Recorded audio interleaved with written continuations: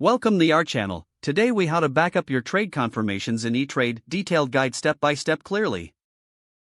To back up your trade confirmations in eTrade, start by logging into your eTrade account. Once logged in, navigate to the Accounts section. In Account Management, find and select Trade History. You will see a list of your recent trades. Locate the confirmation for the specific trade you want to back up. Click on the trade to view the confirmation details. Once the details are displayed, look for an option labeled Print or Download. Choose the download option if you want a digital copy. Select the preferred file format, typically PDF or CSV. If you choose Print, ensure your printer is connected and ready. Proceed to click on Download or Print. If downloading, save the file to a designated folder on your computer. Make sure this folder is organized for easy access in the future. You can also create a dedicated folder for eTrade documents. Repeat these steps for each trade confirmation you wish to back up. Consider backing up trade confirmations regularly to stay organized. For additional security, you may want to upload the files to a cloud storage service. This way, you can access them from any device at any time.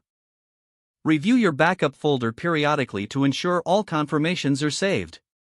And that concludes how to back up your trade confirmations in eTrade. If the page does not load, refresh the browser or try again in a private or incognito window. Make sure you are using the correct email address, then retype it carefully to avoid small typos. If your password is not accepted, use the reset option and create a new strong password you can remember. Check your spam folder for verification or security emails, then complete any requested confirmation steps. Enable two-factor authentication if available to improve account security and reduce unauthorized access risk. After signing in, review your profile details so your contact information and settings are accurate and current. If you see an error message, note it down and try again after restarting your device and internet connection. Log out when you finish, especially on shared devices, to keep your account and payment information secure. If the page does not load, refresh the browser or try again in a private or incognito window.